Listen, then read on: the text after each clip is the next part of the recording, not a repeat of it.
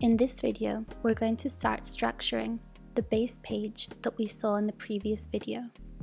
The introductory video to this tutorial can be found here in this hidden area. Let's enable this.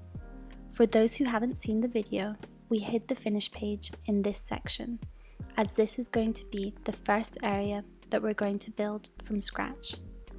We're going to use elements that can be found here to build the page. I'm going to save this initial stage of the project. We're going to create a backup. So to create this backup, I'm going to come here to Settings, to Backups, and I'm going to click here to create backup, or just select Ctrl B. So I'm going to click here and a backup will automatically be generated. I'm just going to change the backup's name to Reset. Okay, so this way we can guarantee that if we mess anything up, we can always go back to this state. So all we'd have to do is click Reset and we'd come back to this state. We can also create more backups whilst we're building our project. I'm just going to close this panel and get started. In this first section, as we saw in the previous video, we can find instructions that tell us to add the necessary components. In this case, the component is here in the page elements sections. It's this one here called main max width. So I'm going to add on top of this component and drag it to this section. Okay, so we can already see some delimitations. This is what a page's base structure looks like. So as we can see here, we have an instruction that tells us that inside here, we're going to find a new instruction.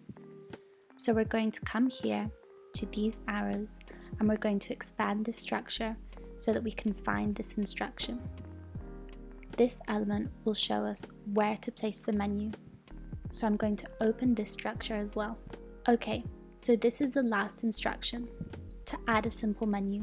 So I'm going to click on the simple menu and drag and drop it over here to the correct element. Earlier on, I mentioned that the main max width is the base structure of a page. I'm just going to minimize this structure here. This structure contains this block element that limits the maximum width of the components that are placed within it.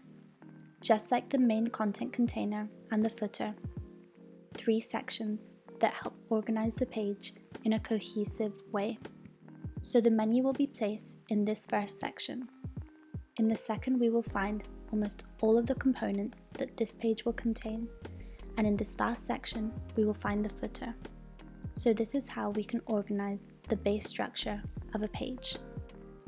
In terms of the content container, we have an instruction to place 4 components within it. In this video, we're just going to place the first 2 components. The other 2 components will be shown in the next video. So we're going to come here to B, to this element called Simple, and we're going to click and drag this into the content container. Okay, we can't see much. So now B is telling us to add the C component to this slider here. I'm going to click on this slider and drag it to the B Simple component. Okay, this slider also has a tooltip that is telling us that inside of this slider, we're going to have to locate where we can place this text over hero element. So I'm going to expand the structure, and as you can see, there's an instruction here. So we're going to have to add the D component here. So let's click it and drag it to the interior of the slider. This structure here is a structure that already exists in UI objects.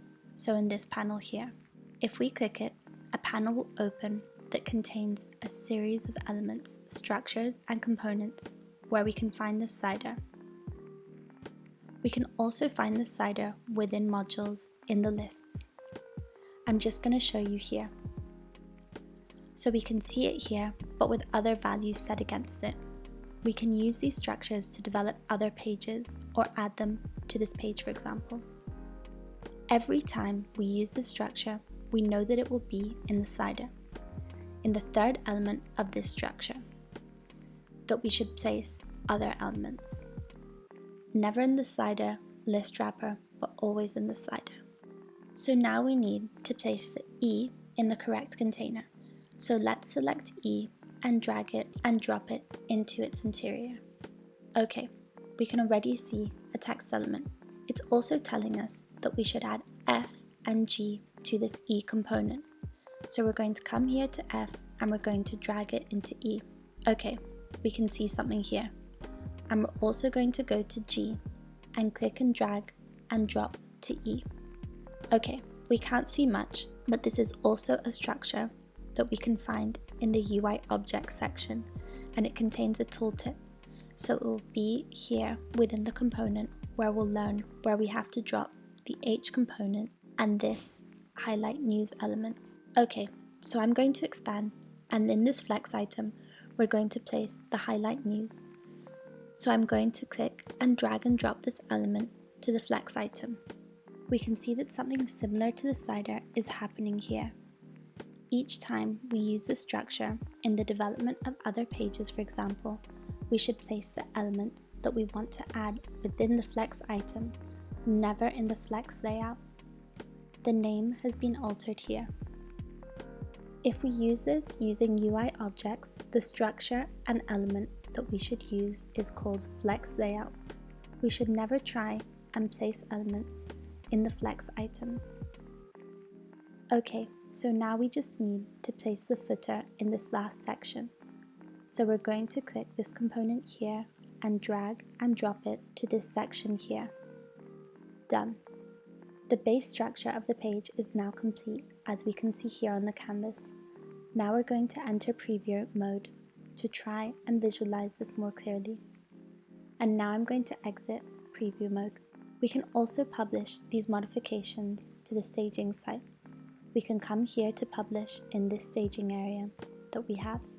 The first time that we publish, a URL will automatically be generated. So we can publish to save these modifications.